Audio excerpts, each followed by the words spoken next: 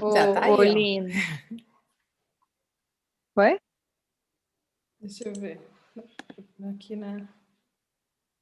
Carregando aqui. Vocês vão gravar? Vamos, vou colocar aqui também. Tá bom. Aí, agora estamos ao vivo.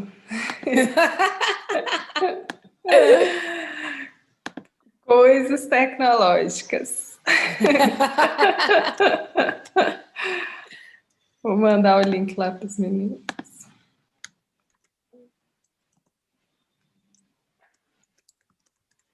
Estão perguntando aí, se já começou. Já Acho que começou. podemos, né? Uhum. Boa noite, gente. Boa noite, Ana, Lina. Boa noite para quem já chegou aí também. Estamos aqui começando o segundo encontro do Poéticas do Encontro, né? A segunda live da programação.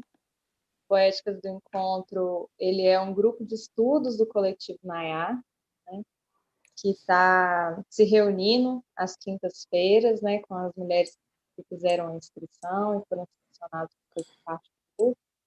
E a gente está se encontrando aí de uma forma aberta para que todo mundo possa acompanhar essas conversas, né, com artistas também que a gente fez o convite, que ficam super felizes, né, com a presença, né, e o aceite desses artistas, para compartilhar um pouco da trajetória delas, do processo criativo, um pouco do trabalho, né, que vocês desenvolvem. E hoje a gente está com a Ana Lira, que é de Recife, né, Ana? Isso. É artista visual, tem múltiplas atuações, mulher potente, que Lina conheceu numa oficina, né, do FIP, e que fez questão de trazer também para esse bate-papo. Estou ansiosa para te ouvir, Ana. E vou te pedir para você apresentar, começar se apresentando também, para a gente saber um pouquinho desse universo, né, que você perpassa aí, né, no seu trabalho. Muito obrigada aí por Obrigada também. E te disponibilizar um pouco do seu tempo para compartilhar com a gente. Massa, boa noite, gente. Que bom estar aqui com vocês. Né? Grupo de estudo é uma coisa que eu gosto muito, principalmente quando a gente tem a oportunidade de atrelar esses processos a noções de experimentação, né? Então, eu acho que esse é um dos traços importantes do meu processo, que o debate é uma parte importante dele, mas já tem alguns anos que eu comecei, na verdade, a desenvolver proposições em que eu articulo conversas com dinâmicas mais práticas, com dinâmicas em que a gente discute fazendo, né? Então, isso vem de certa maneira, de um processo da minha trajetória, porque eu sou de Recife, enquanto base, né, mas eu nasci em Caruaru, que é uma cidade do Agreste de Pernambuco, né, que é considerada a capital do Agreste e tal. E meus pais vieram para Recife quando eu era muito nova, eu tinha 8 meses de idade só. E a gente veio morar no último bairro da cidade, que é o bairro que, por sinal, é o bairro da cidade universitária. Então, é um bairro que sempre teve um trânsito muito grande de estudantes e era um bairro que, por ser muito afastado, as pessoas quase nunca transitavam muito de outros lugares da cidade para ele, exceto se fossem para a universidade ou se fosse algum funcionário público que atuasse na região. Então, esse isolamento, na verdade, contextual e territorial, fez com que a gente acabasse desenvolvendo, né, a população desse bairro acabasse desenvolvendo uma série de atividades e de práticas que dessem conta, né, do tipo de quem estava vivendo ali. E aí eu cresci dentro de um contexto em que todas as atividades culturais eram feitas coletivamente na praça pública, nas escolas de cultura, nas escolas de arte, nos centros sociais urbanos, né, do tipo com os filhos dos vizinhos. A gente tinha essa articulação e, ao mesmo tempo, esse é um assunto que eu tenho repetido quase sempre nas conversas que eu trago para as pessoas, e, ao mesmo tempo, a gente isso não se estabelecia aí uma lógica tradicional de hierarquia, né? Que fazia com que, por exemplo, sei lá, quando a gente olha, né, para os circuitos criativos em geral, as pessoas consideram que o pintor ou que o escultor ele tem mais legitimidade do que o marceneiro, do que a moça da costura, do tipo, a figura que faz, que se chama, né, de artesanato e tal, etc. E no meu bairro isso não existia, né? Do tipo, as exposições públicas e coletivas, inclusive a que foi parar no que a gente chama, né, de Galeria Metropolitana, que hoje em dia é o MAMA, Museu de Arte Moderna Luiz Magalhães, na década de 80, foi uma exposição que trouxe todas essas pessoas. Então, eu cresci envolvida nesse meio. Esse meio informou muito da minha prática coletiva e artística. E o fato de ter crescido em Recife me levou para um lugar muito específico, que é, como Recife não tem, né, não é uma cidade que tem um circuito tradicional de arte nos moldes que a gente conhece em São Paulo, no Rio de Janeiro, sei lá, em outras grandes cidades do mundo, é uma cidade em que você acaba tendo que colaborar sempre com os projetos uns dos outros. Então, aqui, por exemplo, eu sou artista e tenho uma amiga que escreve um texto no meu projeto, tem outra amiga que faz a curadoria, tem outro amigo que faz a montagem. Quando eles fazem projetos, eu vou ser a produtora, outra pessoa vai. Então, a gente vai fazendo essa dinâmica de circuito. E quando você faz isso 1 ano, ok, mas quando você faz isso 5 anos, 10 anos, 15 anos, 20 anos, como é o meu caso, eu passei mais de 20 anos trabalhando com coletivos, com práticas coletivas, com grupos artísticos que estão envolvidos dentro dessa dinâmica, você não se define somente por uma atividade, né? Você não fala, você não informa quem você é somente por uma atividade, né? Então, se as pessoas me perguntam, Ana Lia, o que você é hoje? Para mim, esse é um lugar muito difícil, entendeu? Porque eu acabei desenvolvendo uma série de habilidades para lidar com essas diferentes fases e com essas diferentes atividades que a gente tinha que exercer se a gente quisesse que os nossos projetos fossem para frente e se a gente quisesse fortalecer o circuito no qual a gente estava inserido. Então, eu sou artista, mas a minha base vem da fotografia, né? Do tipo, mas eu também sou formada em jornalismo, então eu tenho a comunicação como um dos pilares da minha prática artística também, né? Eu também sou curadora, também sou escritora, também sou editora, sabe?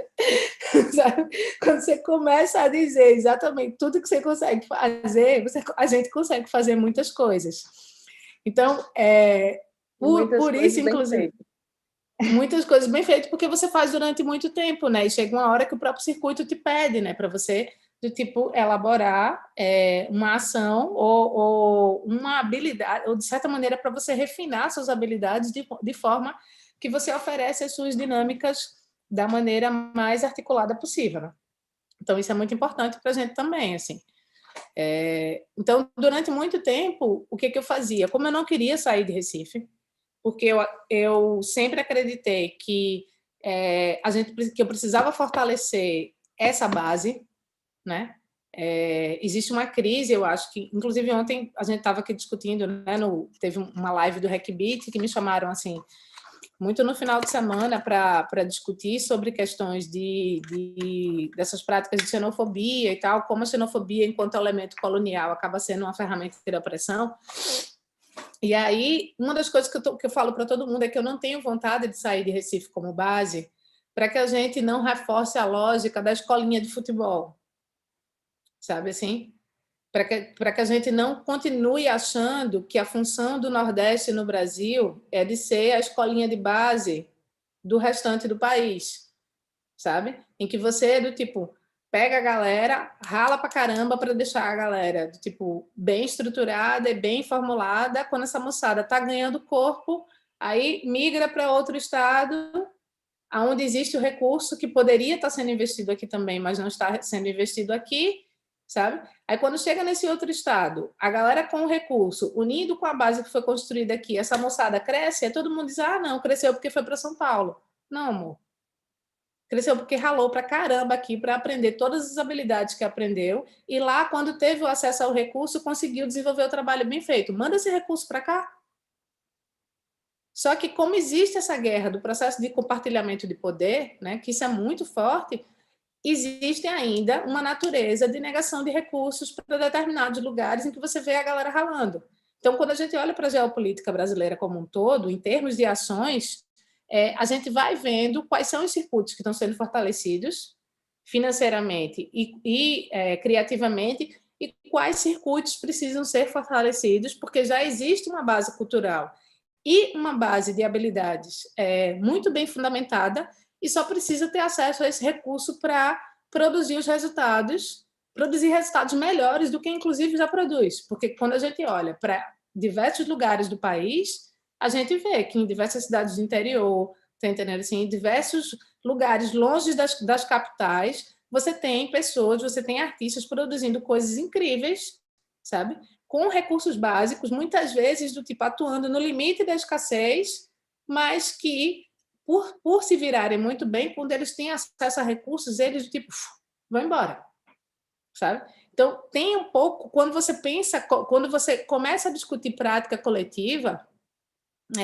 uma das principais questões que envolvem as dinâmicas das práticas coletivas é essa, como você também coletiviza recursos, sabe assim? Como você coletiviza recursos para que as habilidades das pessoas que já estão ali, do tipo, no limite, na latência de aflorar, possam, do tipo, ganhar mundo, né? Então, essa tem sido, na verdade, esse foi um aprendizado muito forte que eu acolhi e que eu recebi por ter essa formação nesse bairro específico, que é a Várzea, né? E por ter,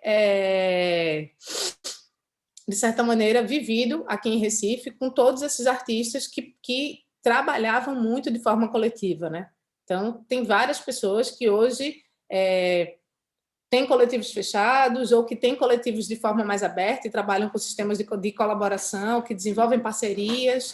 A gente também tem uma facilidade muito grande aqui de desenvolver práticas coletivas, porque a gente tem editais de cultura, editais públicos de cultura, né, que embora não sejam mais anuais, né, porque eles começaram a virar bianuais, agora estão quase trianuais, porque um ano eles lançam um edital, no outro ano eles aprovam, no terceiro ano eles pagam. Então, além de tudo, a gente ainda aprendeu a lidar com orçamentos defasados. Então, todas essas práticas fazem com que a nossa prática artística e a nossa prática de coletivização acabe funcionando muito. Assim, ela tem que funcionar, né? Porque senão você não sustenta a quantidade de potências de projetos culturais que estão em andamento. A gente está vendo isso bastante agora com a Lei Aldir Blanc, né? Então, basicamente, do tipo, esse é o contexto de onde eu venho, né? E a partir desse contexto, eu comecei a circular o país para desenvolver os projetos e para trabalhar também com outras pessoas, porque quando eu comentei esse processo da questão geopolítica, é porque chegou num determinado momento do meu processo criativo que eu precisava entender como o Brasil funcionava. Eu precisava observar como as coisas se articulavam em outras regiões, sabe? E aí eu comecei a colocar, não só a morar onde os projetos me levavam, mas também a colocar editais para morar em cidades distintas, como forma de entender como é que certos circuitos, pelo menos nas capitais sínteses de cada região, funcionavam. E aí eu passei 10 anos viajando pelo Brasil. Ao invés de fazer esse caminho do tipo Recife, São Paulo, Europa, ou Recife, São Paulo, Estados Unidos, eu preferi investir essa primeira parte da minha trajetória conhecendo o país em que eu morava. Então, eu fiquei muito tempo escrevendo editais públicos, né, tipo, concorrendo a editais, concorrendo a bolsas de fruição em pesquisa, sabe, assim, tipo, tentando várias maneiras de chegar a esses outros estados, né? Então, eu tive uma experiência forte em Porto Alegre, depois tive uma experiência forte nesse eixo São Paulo, Rio de Janeiro, passei por Belo Horizonte também, do tipo, Belo Horizonte, na verdade, não foi muito condensado, no sentido de eu ter ficado vários meses aí, mas eu fui várias vezes tempos curtos, né? E entendendo determinados contextos, assim. Aí tive depois a oportunidade de passar pela residência do Eustáquio Neves, lá em Diamantina, pela ENA, né? que para mim foi uma experiência assim, muito simbólica, muito importante. Aí tive uma experiência em Belém do Pará, que para mim, do tipo, a Amazônia foi um divisor de águas na minha existência, na minha prática coletiva, na minha prática artística. E, por fim, a última grande experiência que a gente teve, que eu tive em termos de dinâmicas de coletivização, foi quando a gente encerrou a Não Dito, que é um dos trabalhos que eu vinha desenvolvendo em Brasília. Porque aí de Brasília, eu não fiquei só no Distrito Federal, né? Eu consegui caminhar um pouco para Goiás, ir para a cidade de Cavalcante e aí conhecer algumas comunidades quilombolas. Oi? Ficou travado para mim aqui, eu não sei Tá. se vocês continuaram, mas para mim travou na experiência de Diamantina. Tá bom, então eu vou repetir. Depois de Diamantina eu fui para Belém. Para mim fluiu aqui, mas pode repetir para a Catarina. Tá bom. Não, assim, aí eu estava falando que de Diamantina eu fui para Belém do Pará, para a Amazônia, e de lá a gente finalizou esse grande processo aí de 10 anos em Brasília, no início de 2019, né? Aí, essas dinâmicas informaram muito, entender como essas 5 regiões, pelo menos nesses grandes centros, né, do tipo, em algumas cidades do interior, funcionavam, me ajudou muito, assim. E outro aspecto que ajudou muito, não só no meu trabalho, mas nas perspectivas que eu vinha construindo, foi o fato de ter passado 15 anos agora, né? E ainda estou fazendo esse processo, não desenvolvi isso tanto ao longo de 2020, porque tivemos a pandemia, né? Estamos ainda em estado de pandemia e as viagens foram interrompidas, mas são 15 anos fotografando o semiárido brasileiro, em diálogo, né, com as instituições de agroecologia e com a articulação nacional de agroecologia, que é a ASA e a ANA, né? Articulação do Semiárido Brasileiro e a Articulação Nacional de Agroecologia. E, a partir dessas experiências, aí eu pude entrar, de fato, do tipo, nos embrenhamentos de um Brasil que tem uma potência criativa e um exercício de observação de mundo como eu nunca imaginei na existência, assim, sabe? Trafegar pelo semiárido, trafegar pela dinâmica dos agricultores, entender como eles observam o mundo, como eles redesenham os seus territórios para poder puxar desses territórios a potência que eles podem oferecer, né, do tipo, entendendo os ciclos de estiagem e de florescimento do semiárido, para mim foi a minha grande aula de existência, sabe?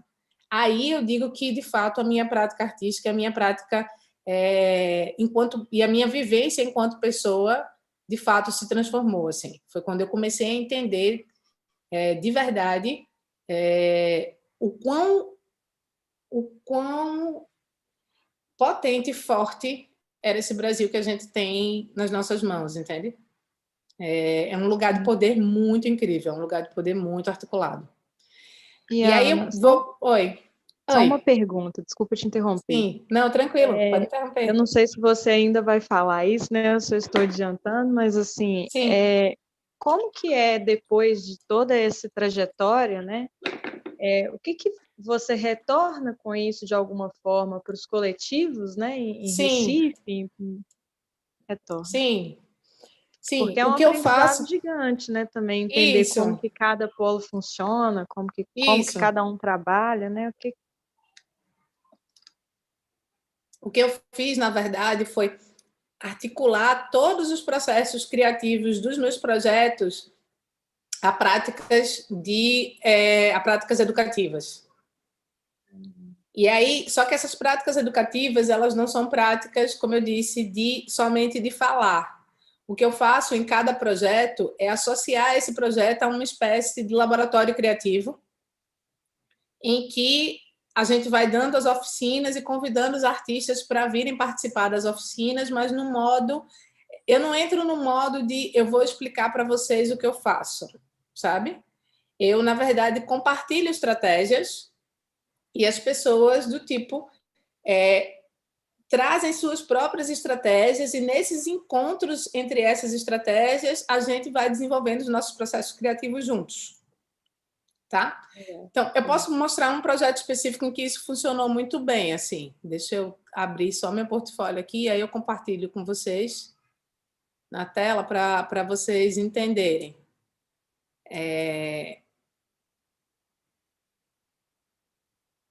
Deixa eu só colocar aqui.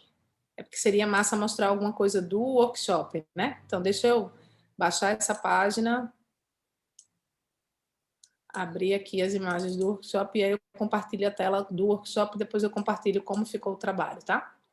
Sim.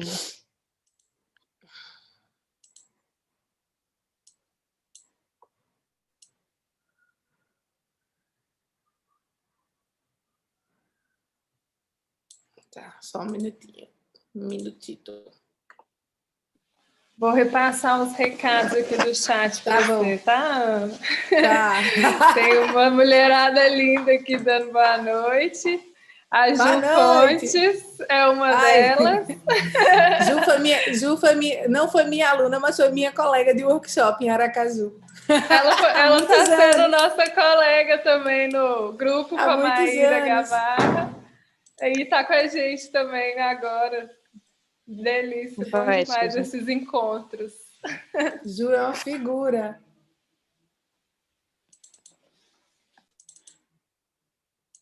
Pronto, aqui, achei as fotos do workshop. Eu vou começar então mostrando as ações sobre um sit-in insurgente, tá?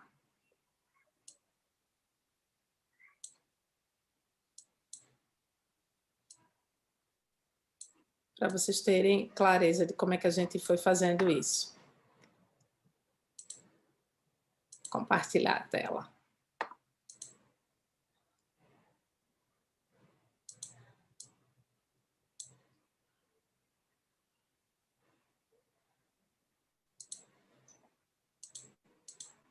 Pronto. Tá dando aí para ver direitinho? Tá sim. Tá sim? Pronto. Então, essas são imagens do workshop sobre o sit-in insurgente. Eu tinha sido convidada pelo Moacir dos Anjos para fazer uma exposição chamada As Bandeiras da Revolução, Pernambuco, 1817-2017. E aí, qual era a função, de certa maneira, desse workshop? Era que a gente se reunisse para pensar se o nosso discurso efetivamente conseguia ter efeito prático na rua quando a gente estava enunciando determinadas questões, né? E aí essas questões de como era uma exposição que falava sobre uma historicidade e uma trajetória dos movimentos de insurgência no país, o que eu coloquei na época para Moacir é que eu achava que não havia uma relação de causa e efeito entre os movimentos insurgentes. Assim, para mim, por exemplo, a tentativa de insurreição da Revolução Pernambucana de 1817 não pode ser considerada a matriz, por exemplo, das insurgências dos movimentos indígenas, dos movimentos negro-descendentes, dos movimentos ciganos e tal, etc., ou ainda dos movimentos de esquerda, porque ela foi uma reforma, uma tentativa, na verdade, de insurreição da burguesia recifense, aliada à igreja e aliada a alguns circuitos internacionais que tinham interesses econômicos no Brasil, né? Então, mas se a gente não consegue fazer essa trajetória como uma linha do tempo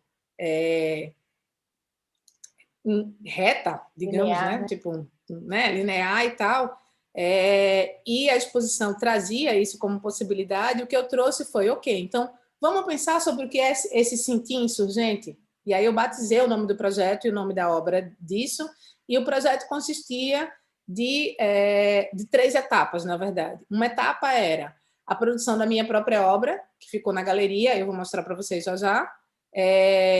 A segunda etapa consistia de um workshop, e a terceira eram de ações públicas que a gente iria fazer a partir desse workshop, ativados pelo processo, pela pergunta que eu fiz na minha obra. Tá?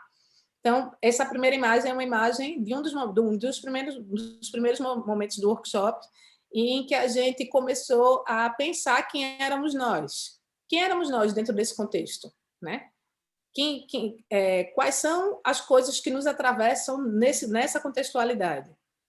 E aí, essa obra, na verdade, esse desenho que eu mostrei agora era um desenho do Abniel João Nascimento, que é um artista incrível daqui de Recife, que participou dessa exposição e desse workshop. Então, a gente tinha pessoas de diversos grupos sociais e tal. A gente mobilizou movimentos sociais para trazerem pessoas, a gente abriu inscrições públicas, então tinha pessoas de diversas faixas etárias, né, do tipo de diversas configurações, e esse caldeirão de pessoas pôde articular e conversar a respeito das questões que a gente estava trazendo.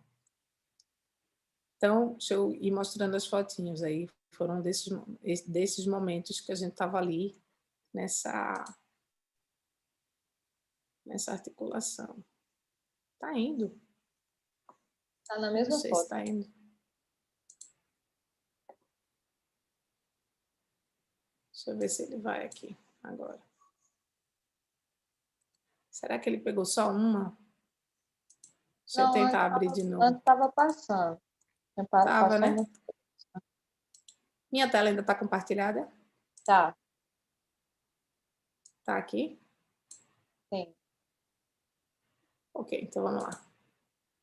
Pronto, aí aqui a gente começa, né, um processo de trabalho com as palavras, né, para entender o que a gente estava construindo enquanto discurso, porque uma das questões que a gente trouxe para esse workshop foi uma questão que era o seguinte: quando é que o nosso discurso se esvazia publicamente? E aí a gente começou a falar coisas como, se você fica o tempo todo dizendo fora Temer, fora Temer, fora Temer. Temer saiu do governo? Ele não saiu do governo, ele terminou o mandato, né? Como agora a gente está dizendo, tipo, fora Bolsonaro, fora Bolsonaro, fora Bolsonaro. Se você enuncia uma coisa, mas a sociedade não se estrutura para fazer essa coisa acontecer, esse discurso ele começa a se esvaziar publicamente, né? Então a gente começou a debater isso, a debater essas questões, e eu acho que eu fui, peraí, deixa eu voltar aqui, para a última foto sem querer, acho que eu tenho que ficar passando pela... Ah, tá bom, tá indo. Então, a gente começou a discutir essas questões, e aí, por exemplo, um dos exemplos que eu dei, que é um exemplo bastante polêmico, que é, por exemplo, quando você diz, né, levanta a plaquinha do nenhum a menos. Uhum. Você vai para as manifestações e levanta uma plaquinha do nenhum a menos. Se você levanta essa plaquinha dizendo nenhum a menos e morre uma mulher, cada vez que morre uma mulher com a gente com essa plaquinha escrita nenhum a menos, mas esse discurso se enfraquece. Porque a gente não está tendo capacidade coletiva de evitar que essas mulheres morram. Entendendo?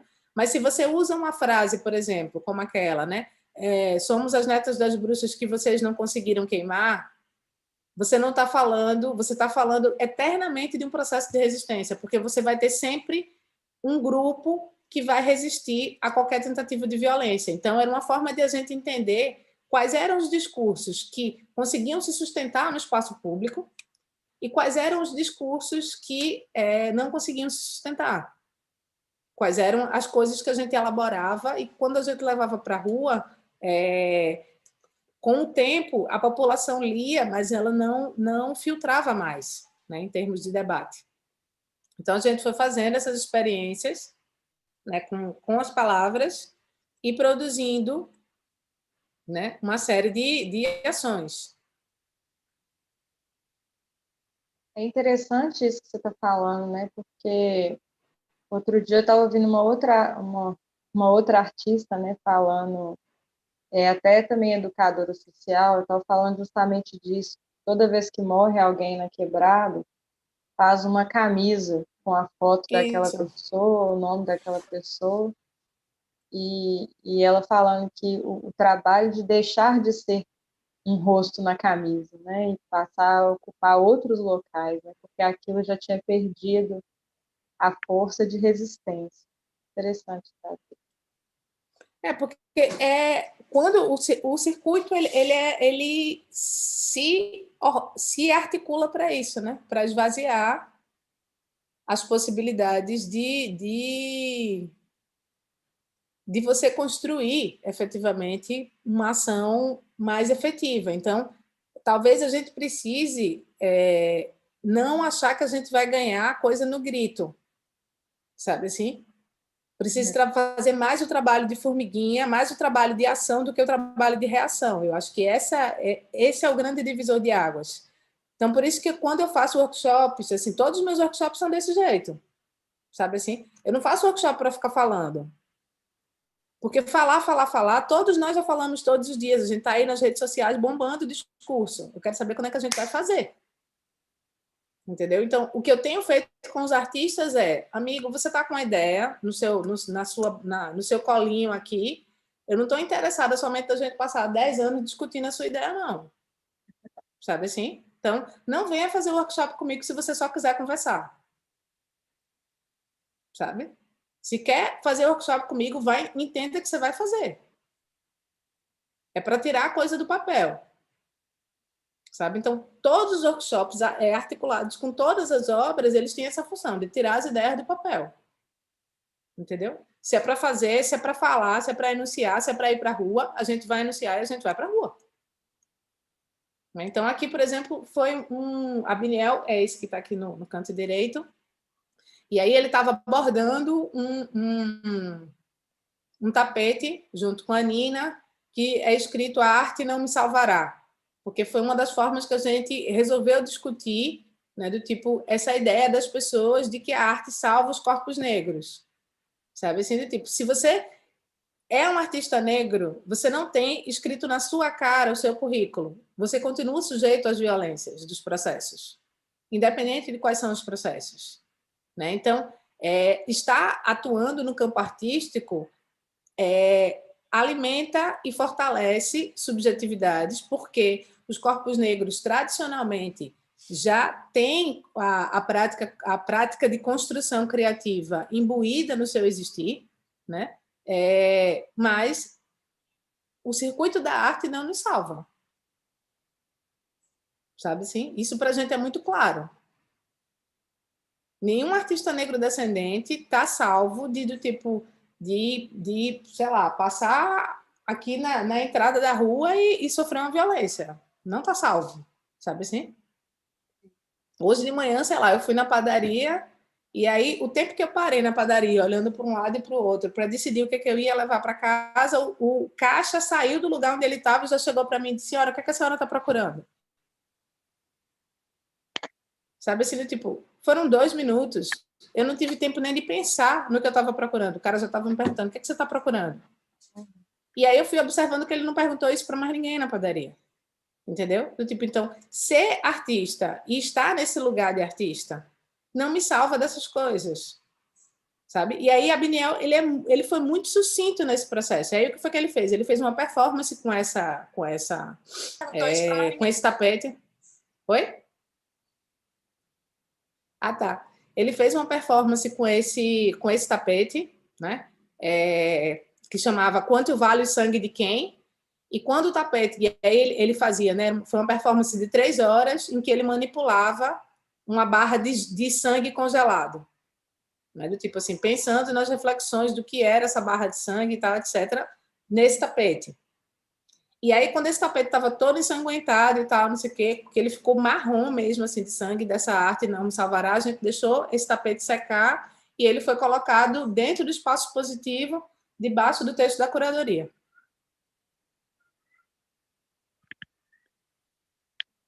Que é isso? Sabe? Para você acessar o texto do curador, você tinha que pisar no tapete manchado de sangue. Porque a gente entendia que esse era o custo da insurgência provocado pelo sistema colonial. Então, assim, do tipo, não tem ninguém brincando aí, entende? E todos os trabalhos foram feitos, assim. Todos os trabalhos foram encaminhados, né? E esses trabalhos, eles são, apesar de ser uma discussão coletiva, um workshop, eles são, de certa forma, trabalhos individuais, produções individuais. Então, eles começaram como produções coletivas que migraram para processos individuais. Aí eu vou mostrar para vocês como é que a gente apresenta isso. Como é que, inicialmente, a gente começou apresentando isso no meu portfólio e no deles, e agora, com o desenvolvimento desses processos como um todo. Está compartilhando a tela ainda? Tá. E agora, com o desenvolvimento das dinâmicas, aí cada um individualizou as suas questões. Depois eu mostro a política pública. Deixa eu mostrar sobre o Sentir Insurgente. Aí, ó, no Sentir Insurgente está assim. Eu começo trazendo uma apresentação sobre o que é o projeto,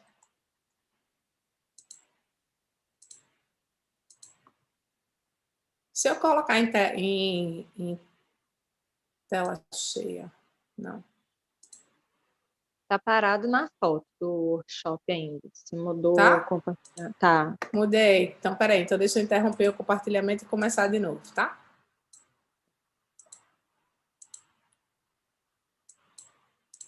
Aqui. Tá indo agora? Foi. Pronto, massa.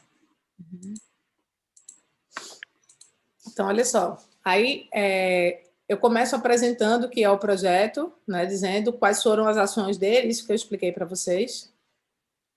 Aí, depois eu mostro, né, do tipo, os trabalhos que eu fiz individualmente, né, porque era isso, era como é que você atua no espaço público. Então, para mim, uma questão importante, enquanto artista, e aí eu estou falando das minhas obras individualmente dentro desse projeto, era entender que, como o nosso discurso esvaziava no espaço público por uma repetição que não se articulava com uma prática social, com a força de uma prática social, eu sentia que um segundo processo atrelado a isso era que a gente estava utilizando frases muito simples, que as pessoas deglutiam, então você ficava ali, fora Temer, fora Temer, fora Temer, fora Temer, fora Temer.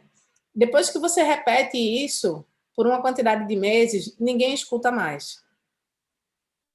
Então, eu senti que, como isso estava espalhado em todas as cidades, né, do tipo uma série de frases dessa, de efeito, rápidas, mas que pela quantidade de uso por um tempo grande, que não se manifestava efetivamente num resultado final, a gente estava precisando, talvez, trabalhar a nível do espaço público com a complexificação das nossas reflexões.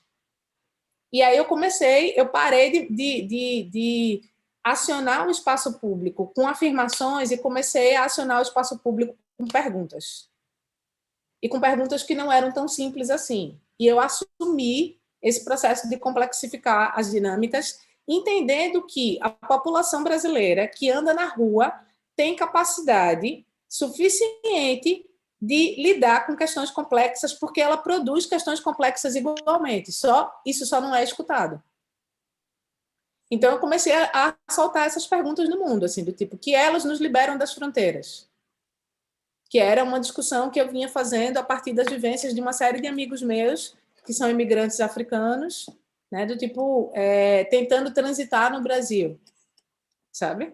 E vendo os depoimentos deles, vendo as vivências que eles estavam tendo dentro desse contexto. Então, essa, por exemplo, a gente colocou na frente do Solar dos Abacaxis, no Rio de Janeiro, quando eu fui convidada para uma ação que era desenvolvida lá.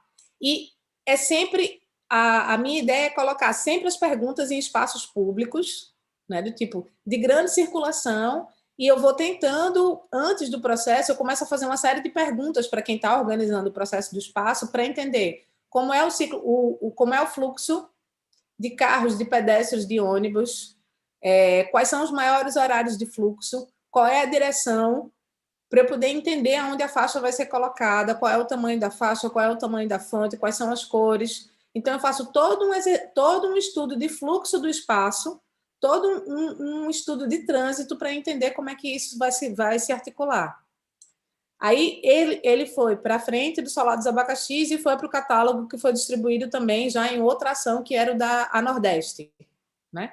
Que aí foi uma exposição que ficou no Sesc 24 de maio, mas que a minha obra, especificamente, não ficou no Sesc 24 de maio. Lá existia um pôster com a orientação de onde você acessar a obra, que ficou na frente da Escola de Samba Vai Vai, em São Paulo, que era na região do Bexiga.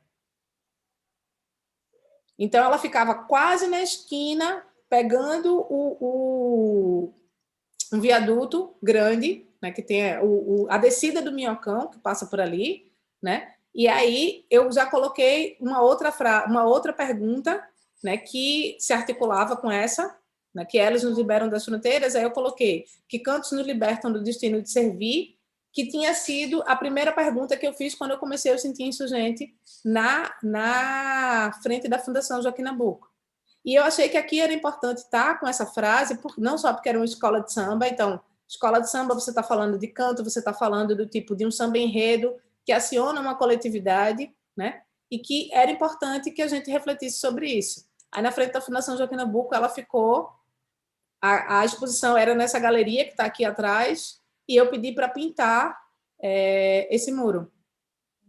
E aí foi a primeira vez, na verdade, que o muro da Fundação Joaquim Nabuco foi pintado. Né? Então, todos os desafios que você tem nessa articulação.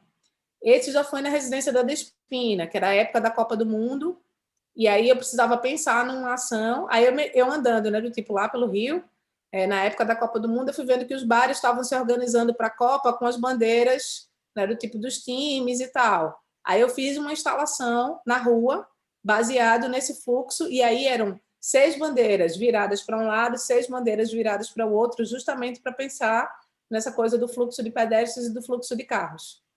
Né? Com essa coisa, só que como eu não queria usar verde e amarelo para não remeter diretamente à questão do Brasil e não puxar, de fato, a possibilidade de alguém vir e acionar a ideia da seleção brasileira e mandar tirar as bandeiras, eu usei a cor do time, que se utiliza no time reserva, né? No uniforme reserva da seleção, que é azul e branco. Então, eu saí do verde e amarelo e fui para as cores do uniforme reserva, que é azul e branco, e usei isso E aí foi incrível, assim, porque a gente montou a instalação e o processo da residência abria no dia da abertura da Copa do Mundo. Então, as pessoas passavam e paravam porque elas achavam que era alguma coisa referente à Copa, e quando via, elas davam de cara com isso, né? A quem interessa naturalizar o estado de exaustão e a quem interessa naturalizar o estado de exceção. Né? Porque o Rio, na época, também estava começando com aquela ideia da intervenção, né? Da intervenção militar e tal, etc. Então, as pessoas iam na empolgação do que era um processo da Copa do Mundo e elas se davam de cara com essa pergunta, assim. E muita gente parava na rua, né? Para ficar olhando, para ficar articulando. Então, esses foram as perguntas chaves que eu fui fazendo ao longo desses anos. Aqui foi na residência da Despina, que a gente compartilhou isso, mas, por exemplo, no processo do workshop, o resultado foi esse aqui, que a gente colocou, sobre o sentido insurgente de produções coletivas. Né? Aí eu sempre escrevo um texto, né? As ações e materializações a seguir foram desenvolvidas coletivamente durante o workshop que integrou a exposição, e nesse caso tinha sido as bandeiras da Revolução e o nome de todos nós. Aqui. E aqui os trabalhos que a gente foi desenvolvendo. Né? Então, esse aqui é o resultado do workshop. A gente teve 2 bandeiras, uma falando sobre o que era política e a outra o que era monolítica, nessa coisa de um poder que vem de cima para baixo. Esse aqui, Bons Ventos nos Trazes, a gente mandou imprimir, né? 2.000 fitinhas com as conquistas do movimento LGBTQIA+. Né? E aí, por exemplo, sei lá, a Beyoncé, que é daqui de Pernambuco, né? Que foi a primeira mulher transnegra a conquistar o nome social na OAB. Então, a gente mandou fazer essas fitinhas e distribuir, né? Publicamente para as pessoas. Aí, aqui, tinha sido feita uma bandeira, né? Que era quantos calos da tua mão sustentam uma branca revolução, porque existia uma gravura na exposição das bandeiras da Revolução, que eram esses homens da burguesia pernambucana discutindo a insurreição e como é que eu posso dizer? A questão do Brasil fora, mas tinha um homem negro que não estava participando desse grupo porque era escravizado do lado de fora, observando assustado aquela reunião. Então, a gente construiu essa bandeira, né? Quantos calos da tua mão sustentam uma branca revolução? E a gente colocou isso, essa bandeira ela ficava de frente para a gravura. Então, as pessoas viam a gravura, viravam, davam de cara com a bandeira. E depois a gente mandou imprimir uma série de lambes e saiu colocando no espaço público. Então, a gente foi fazendo esses trabalhos, né? Foi fazendo, essa daqui já é em cima da coleção brasiliana, que aí a gente tirou as crianças, né, né, os herdeiros da colonialidade da imagem e colocou no lugar desses herdeiros frases de uma conversa de WhatsApp, que acho que foi uma história que todo mundo ouviu falar, que era da patroa que demitia a empregada porque ela tinha usado o banheiro da casa. Então, a gente colocou trechos dessa conversa e aí isso ficou tanto dentro da galeria, aqui à esquerda, quanto no espaço público na rua, assim. E foi muito interessante, porque lambe-lambe é uma coisa que desaparece rápido, né? E a gente percebeu, por exemplo, que esses lambes demoraram muito tempo a desaparecer. Esse do Quantos Calos, por exemplo, tem umas 4 ruas daqui de Recife que ainda tem esse lambe na parede inteiro, e ele foi colocado em dezembro de 2017. E a gente está o quê? Fevereiro de 2021. Não tem nem 3 semanas que eu passei por um. Tá inteiro, intacto, sabe? Então, a gente sente que é a galera se reconhecendo, né? E aqui é a performance de Abniel, que aí virou um trabalho individual dele, obviamente depois, né?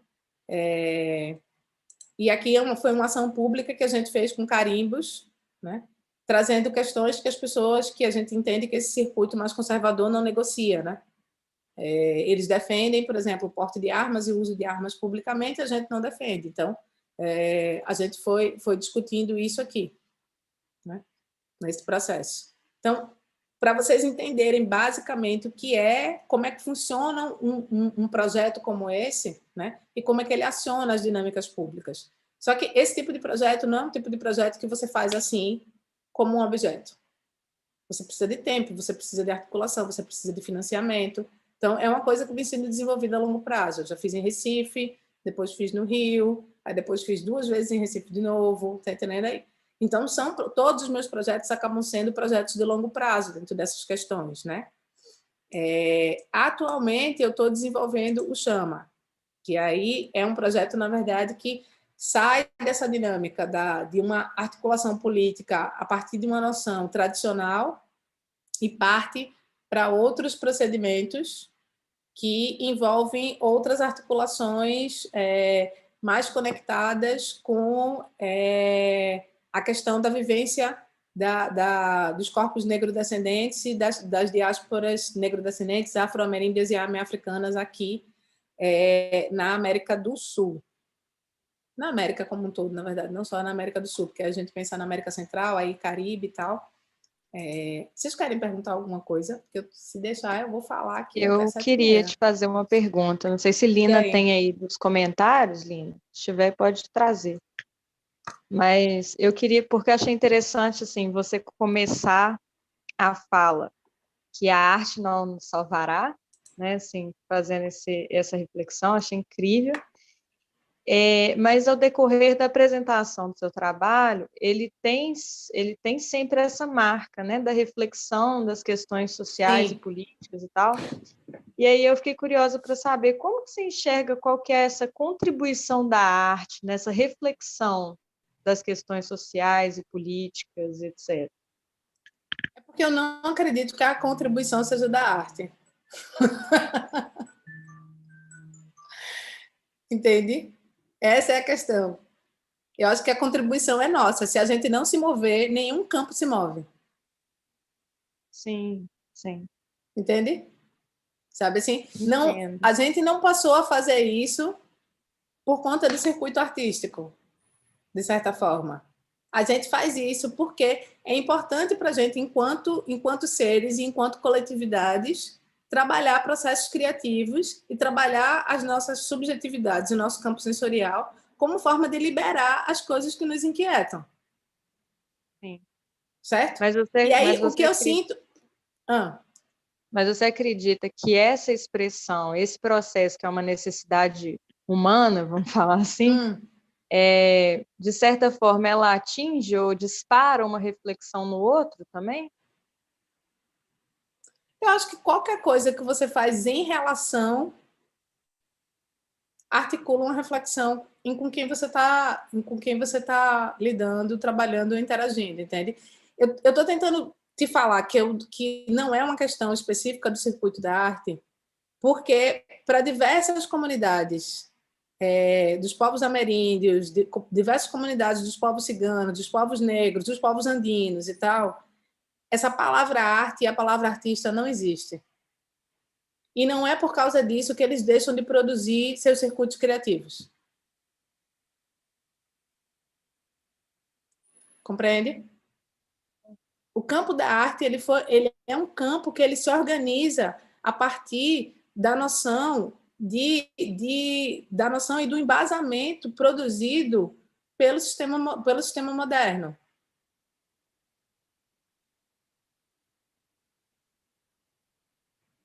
Entende? Na verdade, esse sistema artístico no qual a gente responde hoje, ele se organiza, né, quando se organiza o pensamento moderno. Porque antes do pensamento moderno, você já tinha outras formas, na verdade, de práticas criativas e até de práticas artísticas, porque é possível também, se você for, se conseguir escavar aí, é capaz de alguém já ter dado esse nome até antes disso. Entende? Muito legal, Ana, você falar isso, Oi. porque não achei muito legal você trazer isso, porque eu tenho um incômodo que eu nunca consegui entender assim, de onde que ele vinha e por que ele existia. Porque, né, a gente fez faculdade, universidade de artes plásticas e qualquer ensino de arte que você vai fazer, eles começam falando das pinturas rupestres. Isso me dá sempre um nó, assim, eu fico assim, por quê que isso é chamado de arte? Assim, de onde que traz essa ideia? Assim, que categorização é essa, né?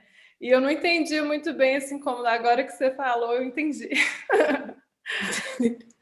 Sabe, assim, tipo, é tanto que existem determinados circuitos. Quando eu fiz a residência em Londres, em 2019, eu fui ver uma exposição maravilhosa que eles sequer chamavam aquilo de prática artística ou de artistas contemporâneos. Eles já estavam utilizando um outro nome, que eram circuitos criativos, e chamando os artistas de creators, né, de tipo de criativos, na verdade.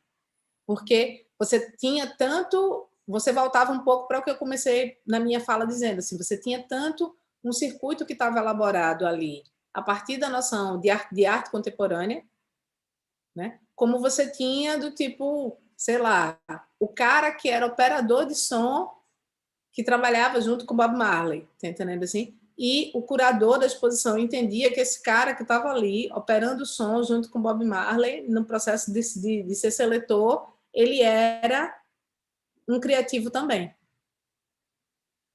sabe? Mas para ser muito sincera, quem antes de chegar nessa exposição, o que causou essa fissura em mim especificamente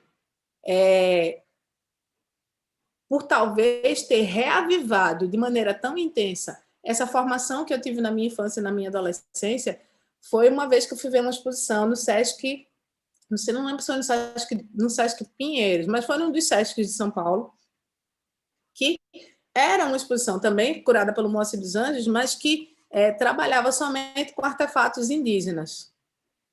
E eu me lembro assim que tinha, sei lá, uma vitrine de artefatos indígenas, sabe?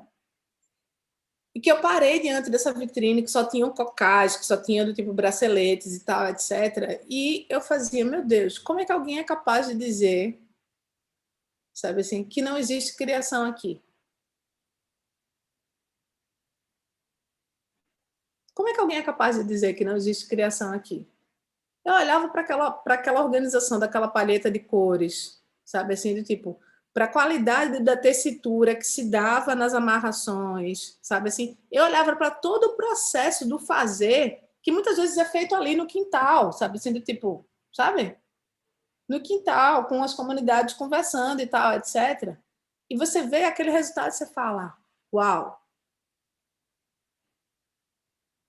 De certa forma, Então, também desde quando, sabe assim, desde quando a noção de criação precisa estar dissociada da noção de cotidiano?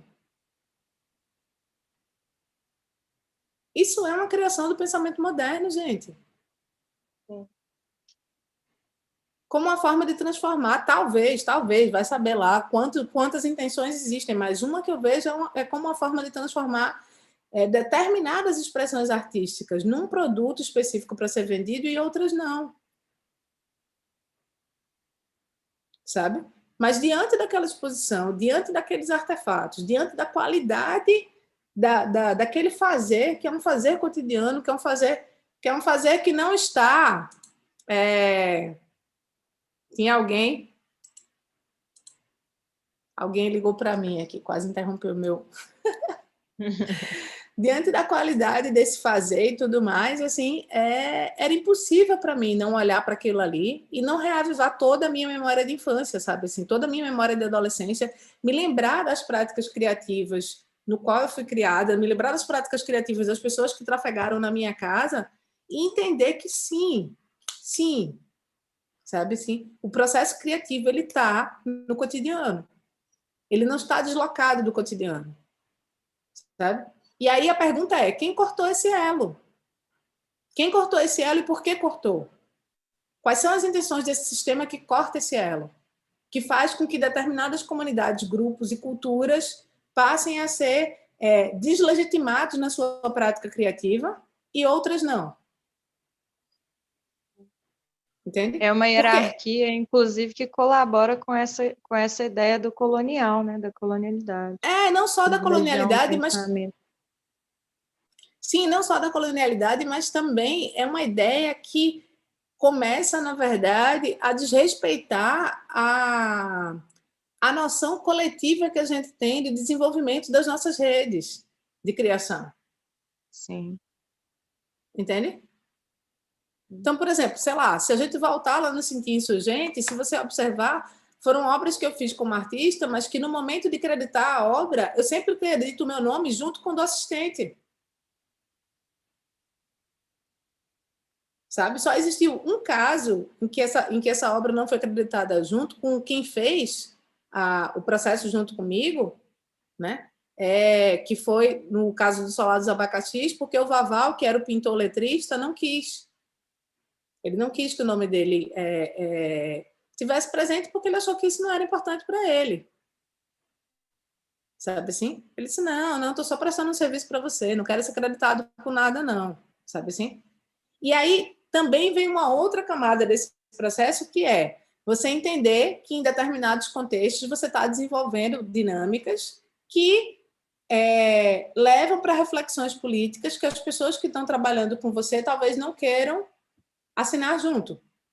Então, é importante também, nesse momento, você perguntar, olha, eu sou um artista que trabalho com o processo de coletivização e eu acredito as pessoas junto comigo no processo de finalização da obra. O trabalho é esse, você teve junto comigo, ele envolve tais e tais questões. Você quer ser acreditado junto? E a pessoa disse se ela quer ou não. Entendeu? Ela disse se interessa para ela somar ou não. Mas, por princípio, eu coloco o nome de todo mundo.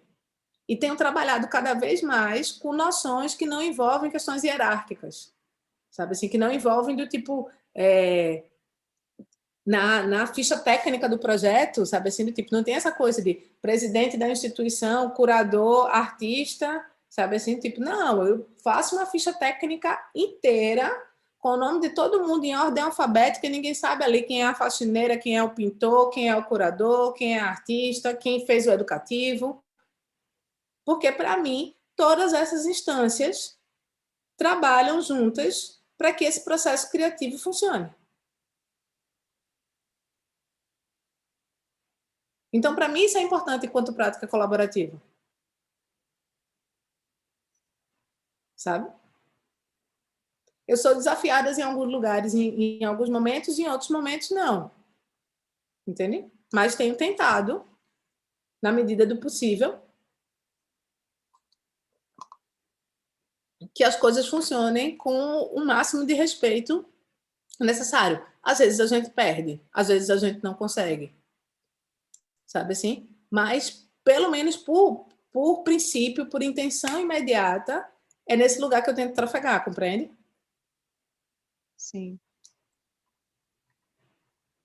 Não vou dizer que é fácil, no sentido de que, às vezes, a gente encontra desafios de produção, às vezes a gente encontra desafios curatoriais, às vezes a gente encontra desafios com quem está trabalhando com a gente. Encontra. Mas é um esforço que eu tenho feito, sabe? Assim, do tipo de tentar o máximo possível, né? Porque, por exemplo, às vezes o que acontece é que em determinados processos de práticas criativas eu travo na dinâmica, ou eu estou muito mais acelerada do que as pessoas que estão trabalhando comigo, sabe assim? Então, por exemplo, por isso que eu também, dentro de determinados processos dos projetos que eu me envolvo, eu também abro espaço para o meu fluxo criativo caminhar, independente de eu estar em parcerias ou não. Porque se eu tiver vontade de fazer uma coisa, eu faço. E se outras pessoas tiverem vontade de fazer coisas quando eu não estou a fim de fazer, eu também libero elas para fazerem as suas coisas, entendeu? Eu já fui muito dessa coisa do coletivo fechado, assim, do tipo... todo mundo tem que caminhar juntinho, sabe assim? Hoje em dia, não. Hoje em dia, eu tenho preferido sistemáticas mais fluidas, sistemáticas, sabe? Todo mundo fala núcleo duro, né? Eu digo, não, gente, vamos criar um núcleo fluido. Tem que ter um núcleo duro do trabalho. Eu digo, não, gente, vamos criar um núcleo fluido, porque a possibilidade de sobrevivência de um núcleo fluido é muito maior. Maior, sabe assim? Do que a de um a núcleo gente tem duro, passado sabe? por isso, inclusive no Coletivo Nayá, né? No Coletivo Nayá, a gente também chegou nesse momento de deixar mesmo as coisas mais fluidas, até para que a coisa ande, né? Porque... Sim. É verdade.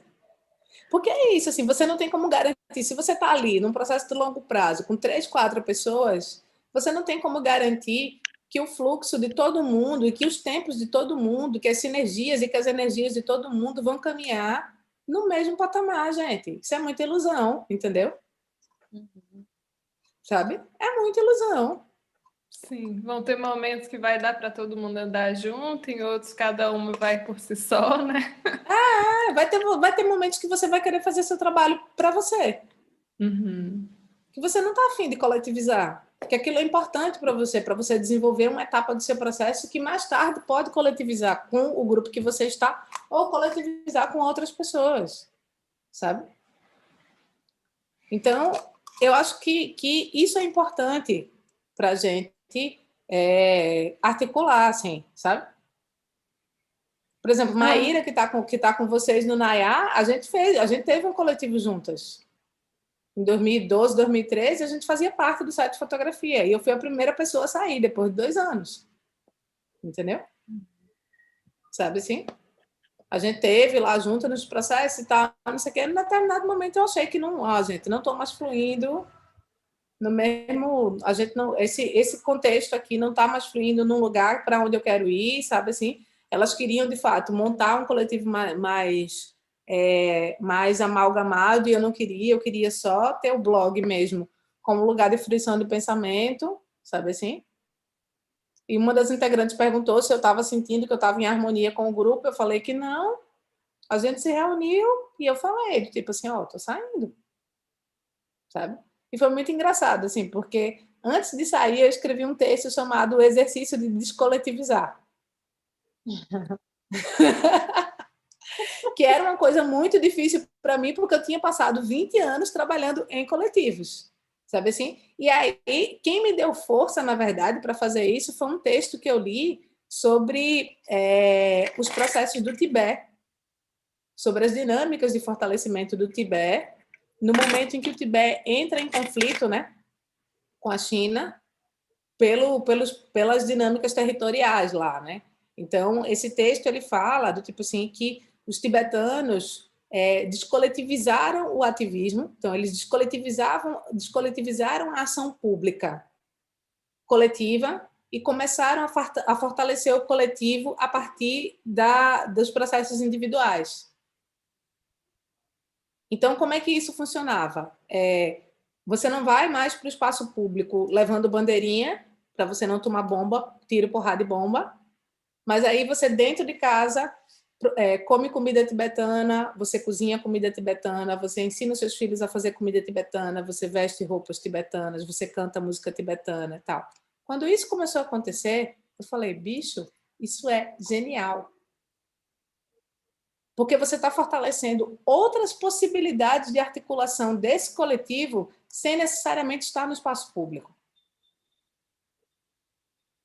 E outra figura que me ensinou muito isso foi a partir de um texto da Denise Ferreira da Silva, que eu até comentei esse caso na oficina que a Alina fez, né?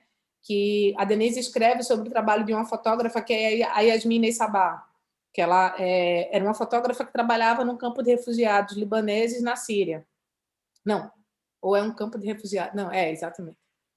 E aí ela tinha um desafio que era, para essas famílias, as pessoas que eles tinham um desafio que era, eles precisavam construir uma noção de identidade coletiva, mas existia um traço da cultura que dizia que fotos de família de um determinado grupo não podiam ser vistas pela família vizinha. Então, por exemplo, se eu tenho fotos da minha família, e Lina é minha vizinha, ela não pode ver as fotos da minha família, eu não posso ver as fotos da família dela.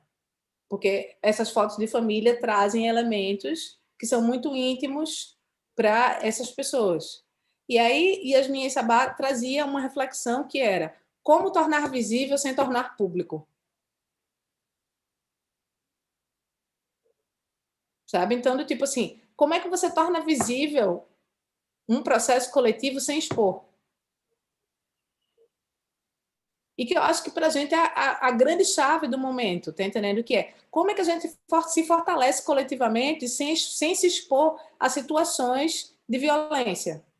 Sem se expor a situações que vão nos colocar no mapeamento, tá entendendo assim? De quem pode nos aniquilar.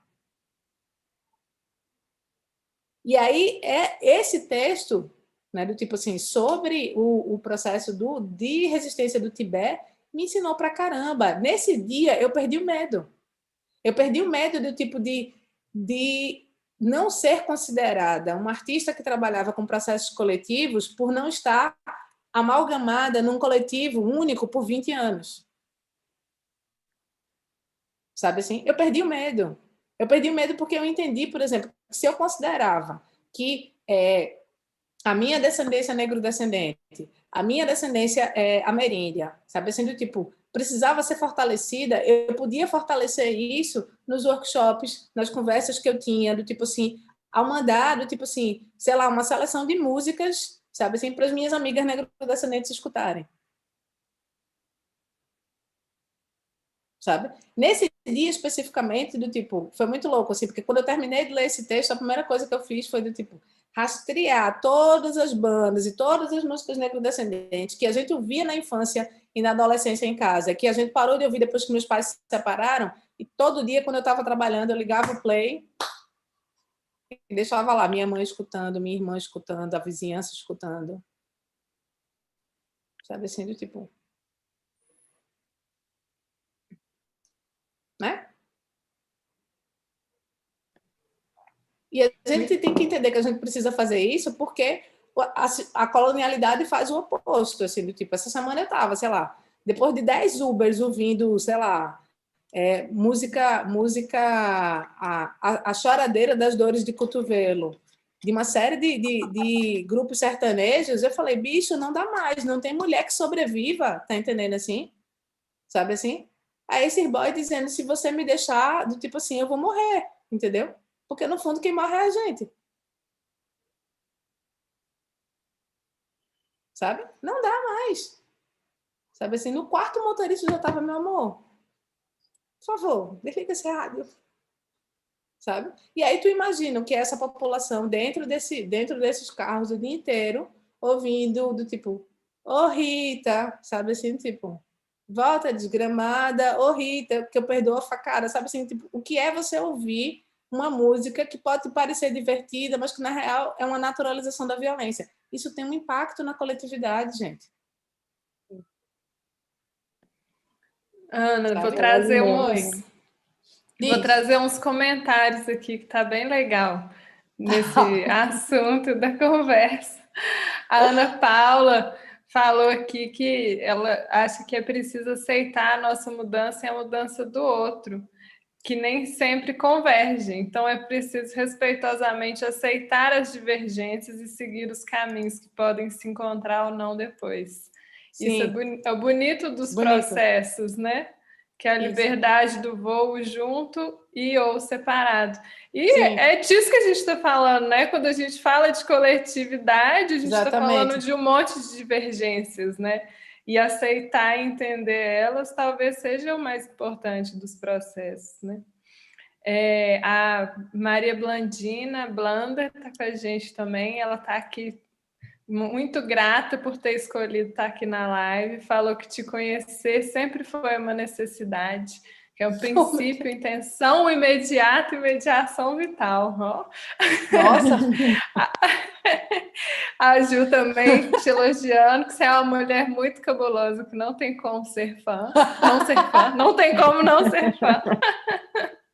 A Ju perguntou em que ano foi isso, mas eu peguei muito depois, então eu não sei de que ela está falando. Em que ano foi isso, o que, Ju? Pelo amor de Deus.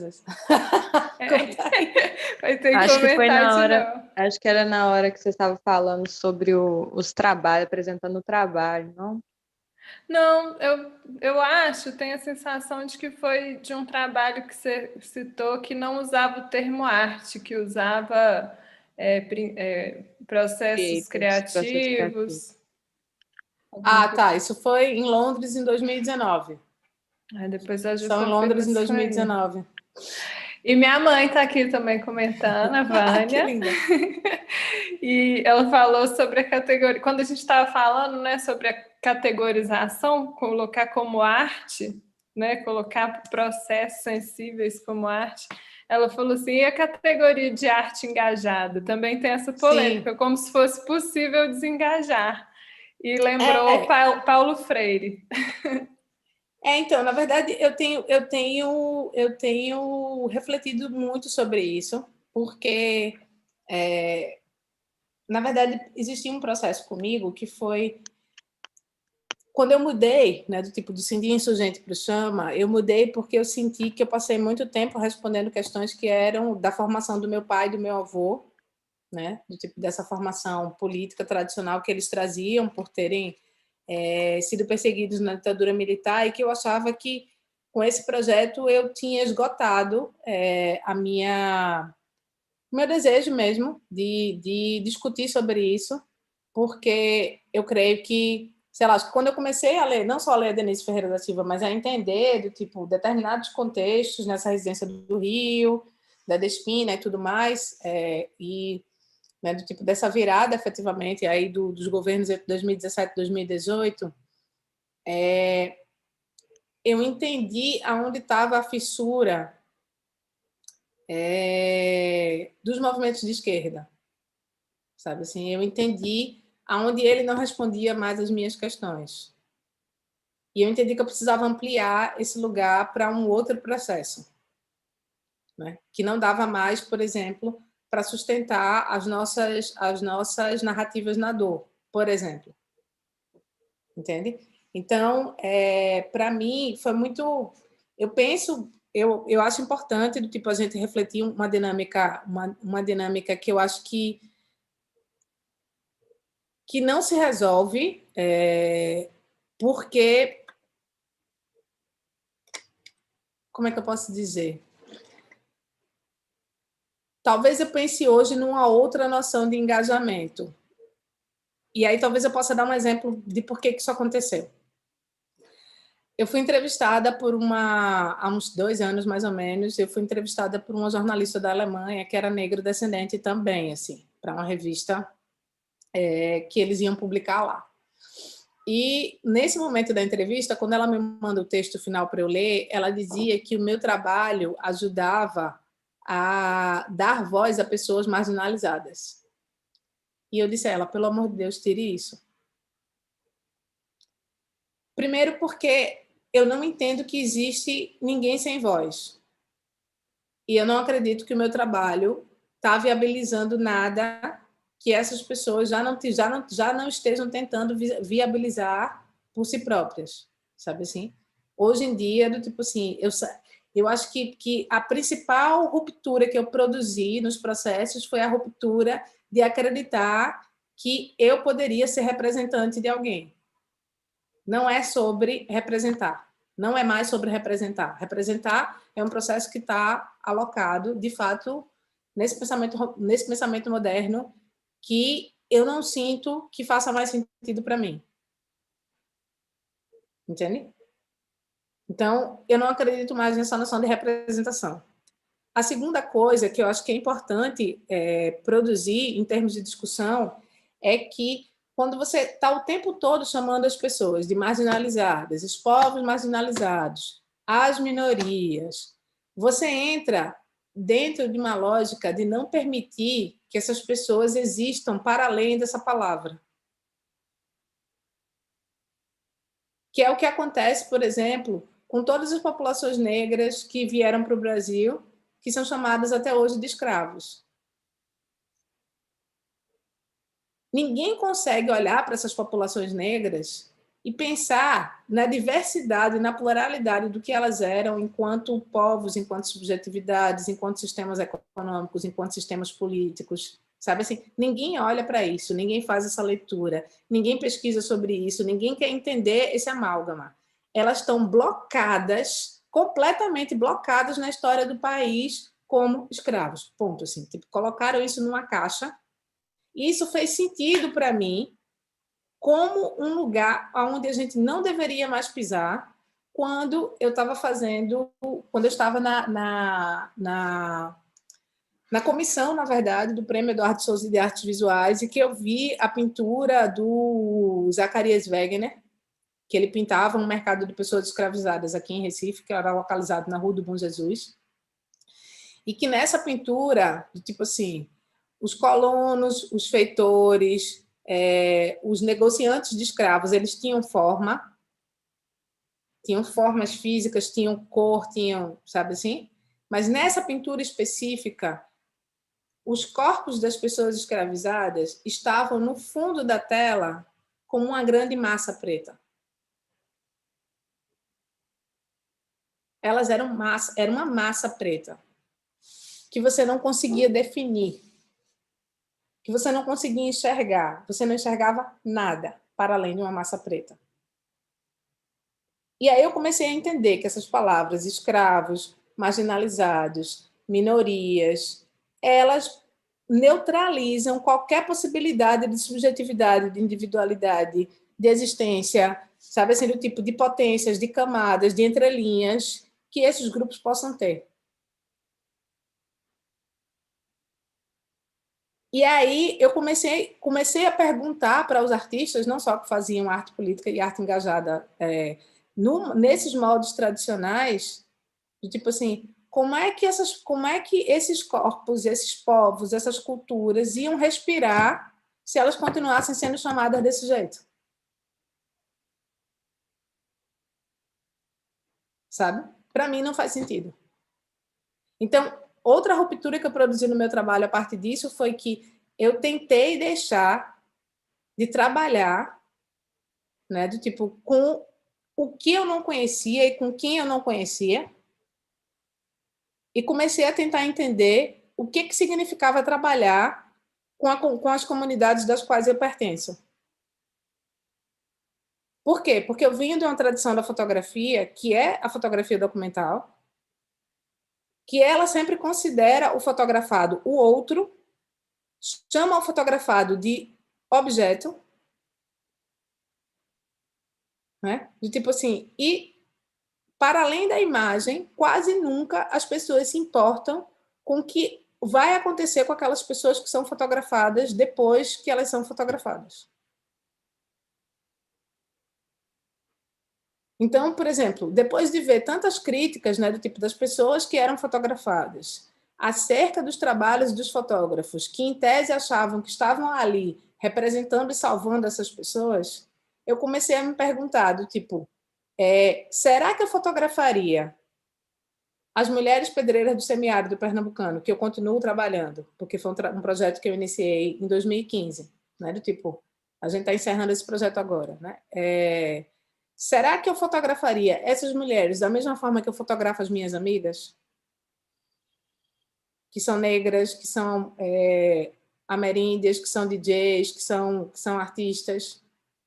Sabe, sendo tipo, o que muda quando eu começo a fotografar quem está no meu ciclo íntimo? O que eu me permito expor ou não expor dessas pessoas, sabe assim, que pode me ensinar a lidar com as pessoas que eu vou fotografar, caso elas não sejam desse mesmo circuito que eu. Porque o que acontece muitas vezes é que quando a gente trabalha com quem não está dentro do nosso circuito, com quem não está dentro do nosso lugar de acolhimento, das nossas redes, a gente se permite ter a liberdade de explorar ou de expor essas pessoas em lugares que a gente não exporia quem está junto da gente.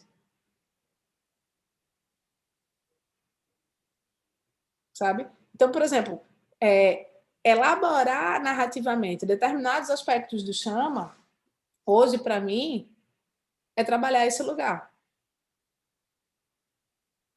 eu estou fotografando pessoas que eu amo, eu estou fotografando pessoas que eu confio, eu estou fotografando pessoas que confiam em mim, que estão no meu rolê, que são do meu bairro, que são, sabe assim?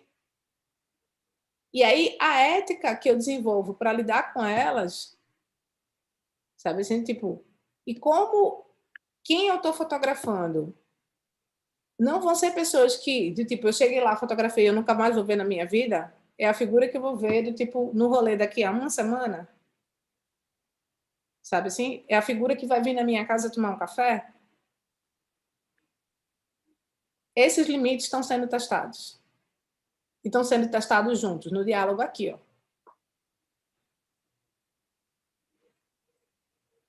Compreende? Então, do tipo, é muita mudança para na minha prática artística, é muita mudança para eu conseguir ainda me alocar dentro dessas categorias, dentro desses processos, que tradicionalmente a gente vê as pessoas ainda elaborando por aí como uma receita de sucesso do pensamento moderno, sabe?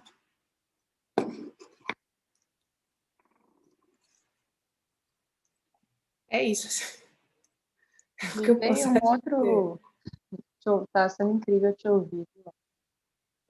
Me veio um outro questionamento aqui à medida da sua fala, que eu não sei se ela tem uma relação direta ou não, mas que me remeteu aqui a esses processos de edital, sabe? Assim, que às vezes a gente pensa que o edital, de certa forma, ele meio que conduz também o que se espera do artista, né? Assim, e de um tempo para cá, o edital ele tem muito marcado, assim, quase que uma necessidade de que você esteja colaborando de alguma forma com processos sociais, né? Assim, quase Sim. Um dia eu estava vendo, até fazendo piada disso, né? Que, assim, que o artista precisa ser assistente social, artista e tudo mais. Então, assim, fico pensando também o quanto que esses processos que a gente está envolvido para dar condições financeiras para a gente executar o nosso trabalho, né? Assim, eles também, de certa forma, conduzem a gente para esses pensamentos, né? Não sei nem se é uma visão antropológica da coisa, assim, né? Mas é uma necessidade de dar conta de questões sociais que, como você disse, né, de uma forma primorosa há pouco tempo atrás, não é uma obrigatoriedade da arte, nem uma necessidade de existência dela, né? Assim, como que a gente lida com isso também, né? Dessa dificuldade, muitas vezes, do recurso financeiro para estar criando e dessa condução que o edital coloca dentro da escrita, né? Do próprio quadro. Eu sinto, na verdade, que a gente precisa compreender quais são os editais que a gente tem em mãos, né? Do tipo, quem financia esses editais e qual é o objetivo que eles têm com esses financiamentos. Né? Do tipo, às vezes eu consigo fazer coisas que quem está me patrocinando não esperava que eu fizesse. E eu consigo fazer isso negociando com eles, entendeu? Sabe, assim, do tipo, num processo muito lento de diálogo e de entendimento de que determinadas questões são importantes que a gente trate, mas que determinadas questões vão produzir violências que são desnecessárias. Então, eu sinto que o limite é sempre esse. E se chega num determinado momento que eu vejo que uma coisa que eu quero fazer, nenhum edital contempla, aí eu trabalho de outra forma para conseguir dinheiro para produzir. Sabe? A gente não pode deixar que escolham por nós assim, dessa maneira, né? É isso. Ana, deixa eu te falar. A gente está chegando no horário, eu não sei como que você está. E ficou todo mundo curioso com o Chama. Você acha que a gente consegue dar uma pincelada? Eu chamo. Eu mostro o Chama um pouquinho assim. Chamo. A gente fecha com o Chama para poder entrar lá. Eu tenho uma outra aula para dar agora. Então, o Chama, na verdade, foi um projeto que ele foi desenhado, na verdade, em 2017, como uma vivência com comunidades da diáspora negro-descendente, era uma vivência em poesia, que a gente ia produzir poemas em línguas diferentes e produzir uma instalação sonora que as pessoas ouviam esses poemas em línguas diferentes sem tradução, certo? Porque a minha ideia era pensar justamente no fortalecimento das linguagens individuais de cada uma dessas comunidades como lugar de força e de circulação de códigos que são próprios de cada cultura e que, ao serem traduzidos para uma linguagem universal, você mata esses códigos ou mata do tipo elos importantes dessa cultura, né? Que é o que acontece, de certa maneira, quando a gente pega cosmovisões que não se adequam aos sistemas de arte moderna, aos sistemas de arte contemporânea, e você tem que adaptar isso para traduzir, na verdade, né, esse contexto para circular nos museus. Né? Tipo, aí você começa a cortar os elos, que são elos que são importantes para essas comunidades, né? E para outras também, para outras ancestralidades também, assim. E não necessariamente só ancestralidades negro-descendentes e ameríndias. Eu penso que também, do tipo, outras ancestralidades, inclusive ancestralidades brancas, sofrem com esses cortes desses elos no momento em que você tem que traduzir isso para um processo de fruição de um determinado grupo que defende determinadas práticas artísticas de maneira ou mais isolada, ou, enfim, da maneira como a gente conhece em determinados circuitos, porque eu não acredito que exista um circuito da arte só, né? Eu penso que existem vários circuitos aí. E aí, na verdade, o que aconteceu foi que, à medida que o processo foi caminhando, eu entendi que o Chama não podia ficar somente na poesia, ele precisava ir para a poética da diáspora, abrir esse lugar, pensar do tipo a diáspora enquanto um caminho, né, do tipo por onde esses corpos e essas culturas falam do que atravessam esses corpos durante tantos anos de migração, forçadas e não forçadas, né, do tipo em lugares que lhes são importantes próprios e que se conectam com as sensibilidades cotidianas desses processos. Então, a música veio, né, do tipo a música e o que se desdobra da música, né, do tipo os circuitos de rádio, as celebrações, né, do tipo todo o processo de envolvimento com os sound systems, com os MCs, os DJs e tal, etc., veio aí como um grande arcabouço de tentar entender, de tentar compreender como é que a gente constrói as nossas subjetividades, né? Saindo do lugar da dor para pensar o lugar da celebração como lugar de escoamento dessa dor, né? E aí eu, obviamente, tinha começado um Chama com um poema que tinha esse título de Chama, que é esse primeiro que está aqui, que a primeira estrofe dele, né, era um corpo de ar, nebulizou fendas tijolos, expandiu regras, deslocou levas vermelhas que estavam inertes, salientes, entregou guias de fala e fugas.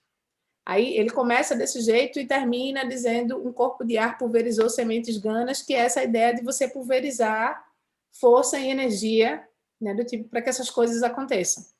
Então, ao longo do processo, eu vim, além de desenvolver essa pesquisa musical e tal, que vinha de uma experiência que eu já tive de programa de rádio durante 3 anos aqui em Recife, era um programa de rádio semanal, atrelando esse processo da poesia, porque eu também já vim de coletivos de literatura e fui produzindo meus próprios poemas. Mas eu entendia que quando eu caminhava para esse processo da poética, né, para o processo das instalações sonoras e desse retorno ao programa de rádio, eu só dava conta de uma etapa do processo, eu não dava conta de outras etapas. Então, eu comecei a convidar pessoas que pudessem articular junto comigo esses outros lugares dos quais eu não dava conta, né?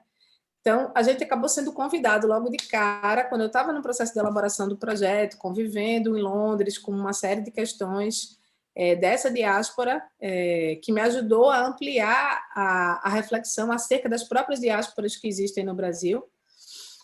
A gente acabou sendo convidado para a Bienal do Mercosul para propor uma ação, só que aí a Bienal do Mercosul não existiu fisicamente, só existiu a nível online, e a única coisa que foi possível fazer, porque a gente foi pego de surpresa por esse processo da pandemia, foi o programa de rádio. Então, para produzir o programa de rádio, a primeira etapa foi produzir uma série de convocatórias públicas para que a gente encontrasse DJs da América Latina que pudessem estar junto com a gente num processo inicial de celebração, que aí seria na Praça do Tambor, em Porto Alegre, que acabou não acontecendo.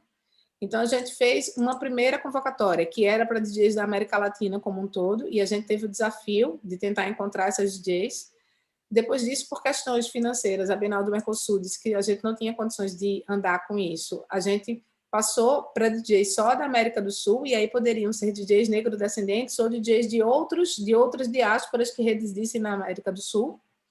E, por fim, a gente acabou tendo que chamar DJs que fossem brasileiras ou da Tríplice Fronteira, né? Ali, Argentina, Uruguai e Paraguai.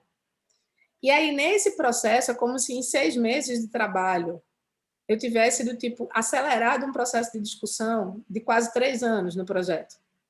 Porque eu tive que entender várias coisas que eu demoraria muito mais tempo para entender, para responder as dinâmicas que estavam sendo colocadas por esse processo de financiamento. E, ao mesmo tempo, foi ótimo ter feito isso, né? Porque me caiu a principal ficha, que era que eu morava no Brasil, mas que o Brasil não tinha uma diáspora só. Que cada estado, sabe, assim, poderia ser considerado um resultado, uma manifestação diferente dessas diásporas, né? E a segunda coisa que era importante para mim nesse processo era que, quando a gente fez essas convocatórias públicas, a gente entendeu que, quando a gente colocava a convocatória na rua, muitos homens vinham, né? Muitos homens DJs, e a gente entendeu que era importante fortalecer as mulheres dos corpos fluidos. Então, a gente passou a um processo de seleção dessa dinâmica, e o corpo que se formou do Chama até então tinha essa configuração. E aí, eu vou mostrar aqui um pouco para vocês como é que a gente estava trafegando, né? Eu fotografei música durante mais de 10 anos e tive a oportunidade, dentro desse processo, de entender aqui dos diversos festivais de Recife como funcionava, né? Esse circuito da música. E tive a oportunidade de fotografar muitas expressões culturais negro-descendentes, porque me interessava e porque falavam de mim também, né? Então, essa experiência do maracatu no caboclinho e tal, não sei o quê, as dinâmicas da música eletrônica, essa imagem aqui de baixo, que é a Orquestra do Lucra dos Prazeres, aqui em Recife, que é uma orquestra só de percussão. E eu usei todo esse arcabouço que eu já tinha como linha matriz para a elaboração da pesquisa de musicalidade que o Chama iria trazer. E tentando entender, por exemplo, como é que a partir de um fundamento básico, que era a ativação do tambor, você criava toda essa série de articulações que você tem hoje em dia na música mundial como desdobramento dessa diáspora. Desse processo, vieram as convidadas que trabalharam com a gente até então, que era a Marta Supernova, que é do Rio de Janeiro, que é artista também, que é artista, que é articuladora, que é DJ, que também tem programa de rádio, tem uma formação aí que veio de escolas de samba, né? Tem a Suelen mesmo, que é uma DJ de Porto Alegre, né, que faz parte do coletivo Turmalina, que é o coletivo da Saskia e tal, do Léo Bianchi e tal, que é uma galera que tem um debate muito importante, porque, pensando na geopolítica do Brasil, as pessoas esquecem muitas vezes de associar que existe preto no Sul. Então, eles vêm num movimento muito importante de debater esses processos. E, por fim, aqui, do ladinho de Recife, tem uma cidade chamada Olinda, e aí eu conheci o trabalho de Libra, né? E Libra entra no processo também para trazer uma outra reflexão sobre o que são esses corpos não binários, trans, etc., dentro de uma discussão muito forte de como isso trafega dentro desse processo de uma musicalidade negra, negro-descendente, que se articula na música eletrônica, né? E eu também trabalhei com Oleo Hassan, que era uma poetisa que ela sai do Sudão, a família vai para Helsinki, na Finlândia, e depois ela acaba radicada em Londres. Então, são vários processos de migração aí. E a gente foi tentando entender, dentro dessa coletividade que passou pelo projeto, né, que aí acabam sendo diversas convidadas e que outras convidadas virão também. A gente está agora numa etapa da Aldir Blanc aqui em Recife, com várias convidadas, em que as suas histórias pessoais, os seus processos de migração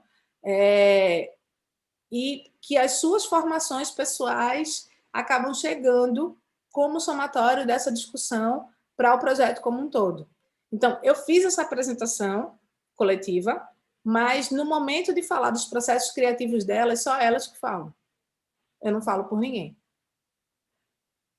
Sabe assim, tipo, se alguém chegar para mim e disser assim, Ana, eu queria entender de você o que é que Ola acha disso, eu vou te passar o contato dela. Eu não vou falar por ela. Só ela que fala do processo criativo dela.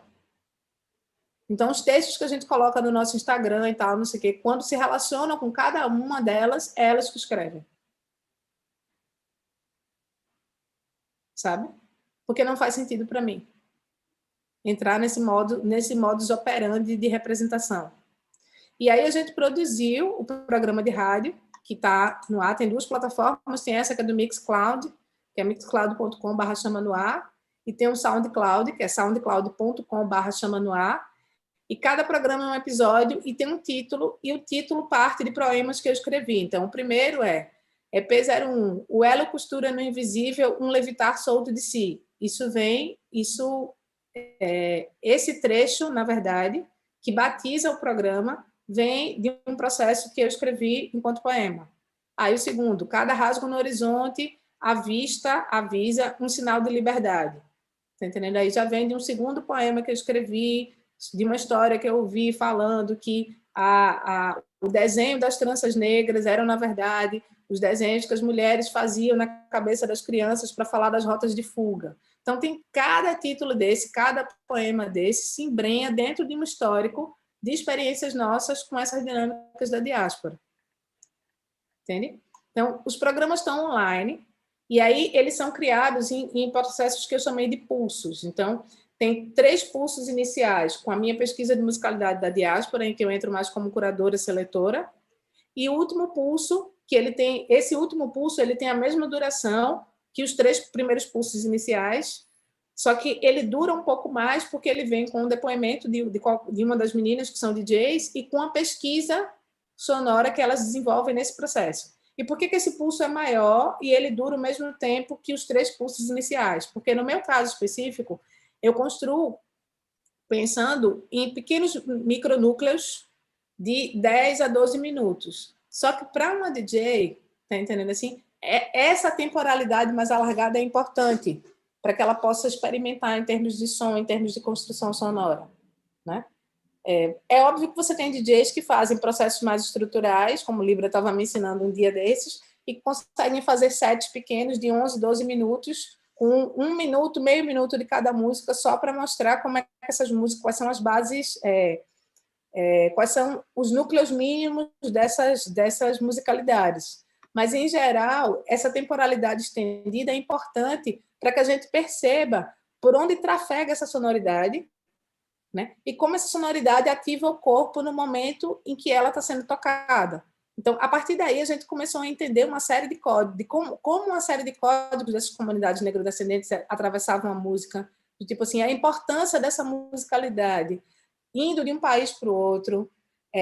Eu trouxe a questão da diversidade de línguas, fazendo um programa onde a gente traz músicas faladas em línguas diferentes, porque eu comecei a imaginar que quando você escuta uma rádio, está lá tocando uma música em inglês, depois você está tocando uma música em francês, depois você está tocando uma música em espanhol, e ninguém fica se perguntando do tipo assim, que língua é essa? A gente vai criando formas de se comunicar com aquela musicalidade que está ali colocada.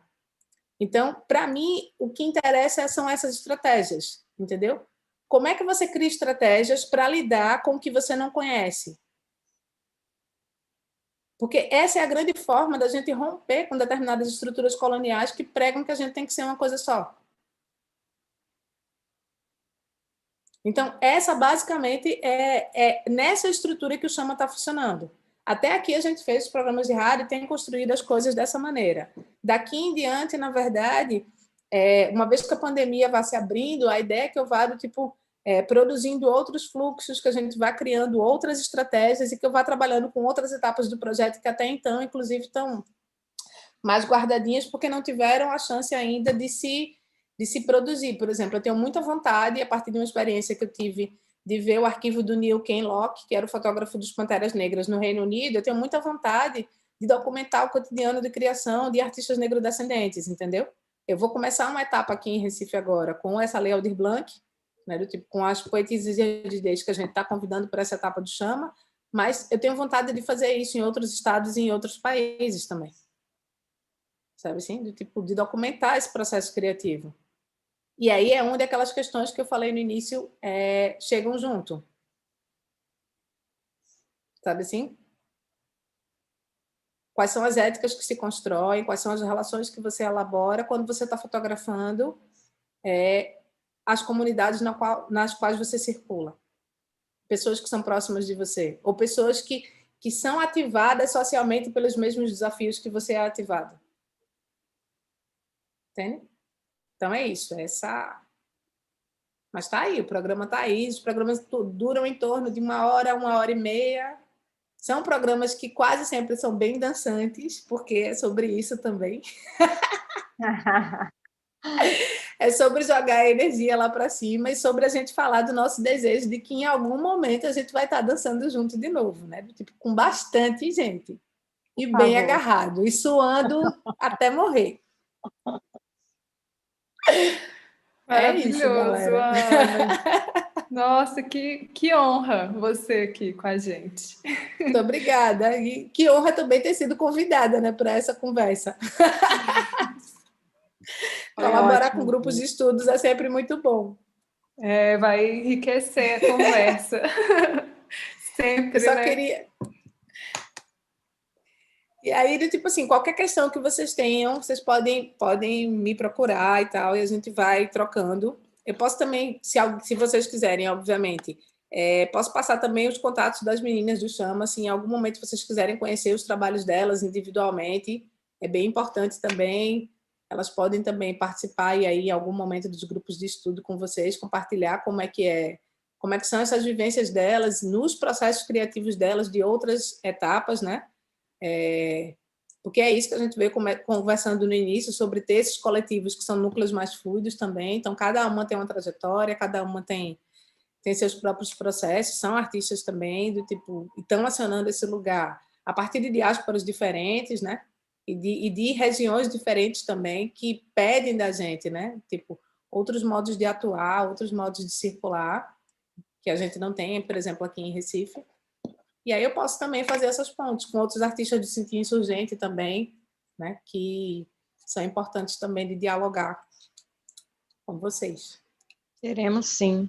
Queremos também que você passe esses links para a gente dos programas e tal, para a gente colocar sim. Aqui. Se tiver algum site que a gente consiga ver mais o seu trabalho, ou a sua rede social, né?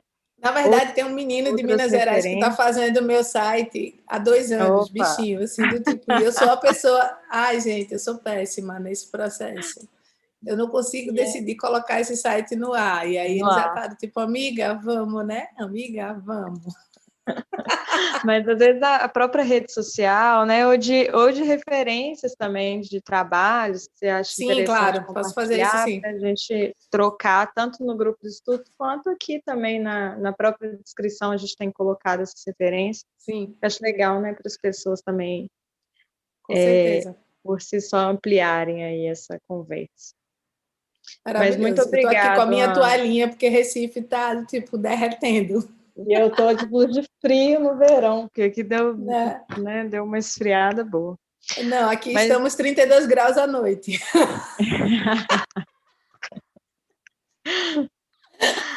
Estamos aqui todos, tipo assim, meu Deus, por favor, um ventinho. Mas, Ana, mais uma vez, muito obrigado, tá, por ter aceitado esse convite, por essa partilha, por tirar aí um tempinho do seu dia para enriquecer tanto a nossa conversa, né, os nossos estudos. Muito obrigada, Lina, muito tinha toda a razão. Nossa, eu estava que falava com a Catarina, você tem que conhecer a Ana, você tem que conhecer a Ana. Eu estava aqui ansiosa para te ouvir, tanto que Lina tinha falado de você, e ela tem toda a razão, assim. Logo mais, quando a pandemia passar, a gente vai se ver pessoalmente, porque, olha, a coisa que eu mais como na existência é pãozinho de queijo. E quando alguém fala o nome para mim, Minas Gerais, eu só penso, meu Deus, comida. Realmente, realmente. Comida você vai ter que vir aqui na roça. Eu tenho que ir também, porque veja bem, se você entra no iFood e procura comida mineira, realmente o que a galera oferece como comida mineira é um remendo muito ruim, entendeu? Não chega, então, né? Tem que ser ao vivo e a cores, né? Não dá para ser. O aplicativo não dá conta. Mas ótimo, obrigadão. Obrigada também grande, a quem gente. acompanhou a gente, né, durante esse período aí. Sim, super. Participou. Tá todo mundo aqui agradecendo aqui nos também comentários. agradeço muito. Boa noite.